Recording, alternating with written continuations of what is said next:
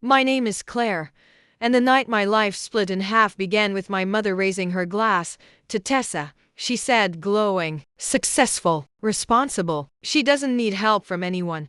Silence pressed down on the table. My fork stopped, halfway to my mouth, across from me. Tessa sat perfectly still, chin lifted slightly, letting the praise settle on her shoulders like a silk cape. She gave a modest little smile, the kind that says, "Oh, stop," while meaning, "Please continue." And no one at that table knew that for 2 years, I had wired her $3,500 every single month. Same date, same amount. Rent, she'd said at first, client delays. Just one last bridge. I had kept it quiet so mom and dad could keep worshipping their golden child. So Tessa could keep posting rooftop dinners and filtered sunsets like she'd paid for them herself. So no one would look at me and see the ATM standing in the corner. My mother turned her smile toward me. "See, Claire, some people stand on their own 2 feet. That did it."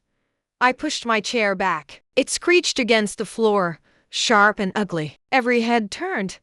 I smiled anyway. The kind of smile that tastes like blood. "You're right, Mom," I said calmly, looking straight at Tessa. "It's perfect. She doesn't need help." I let the words hang there. "So my $3,500 monthly transfers end today." Tessa's face drained white. Mom's grin collapsed. Dad finally looked up from his plate, startled, as if he'd just realized he'd missed the first act of a play and the ending was already on fire. I didn't stay.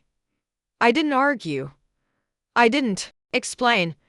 I drove home shaking, Mom's voice looping in my head. "Irresponsible, unlike your sister." In my apartment, I dropped my keys on the counter and opened my banking app. Transfer after transfer filled the screen.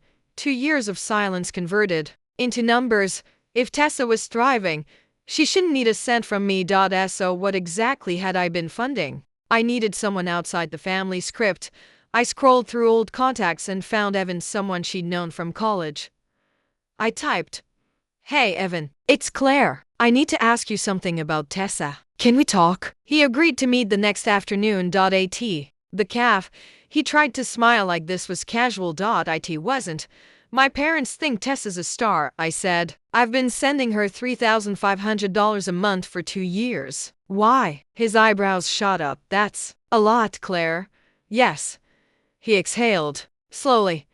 "Last I heard, she got fired from that marketing job. After that, it was freelance stuff. Consulting. Always between offers. The big firm." I asked, "The promotion?" He hesitated. "I never heard of either." The air felt thinner. "There's more," he added quietly. "She told people you were controlling, that you held money over her, that you were jealous." Jealous. The word tasted like metal. I went home and exported every transfer, printed every statement. Then I opened her social media. Designer weekends, champagne flutes, captions about earning it. I stacked the screenshots into a neat, damning pile. Then I drove to her building. Tessa opened the door with that same practiced brightness. "Claire." What she saw the folder. Her expression shifted. "What is that?" "Your safety net," I said, and walked past her. Her apartment was spotless, minimalist, expensive. I laid the statements across her glass table. Independence, itemized. She went pale. "You offered to help," she said quickly. "You said you wanted to, and you offered me to our parents as the failure." I cut in. "You let Mom use you as proof while I paid for this." Her lashes fluttered too fast. "I panicked," she whispered. "I didn't get the job. I kept thinking I'd fix it before anyone noticed." "You let them think I was jealous," I said. She didn't deny it. "I'll pay you back," she rushed. "Just don't tell them, please." I pulled my wrist free when she grabbed it.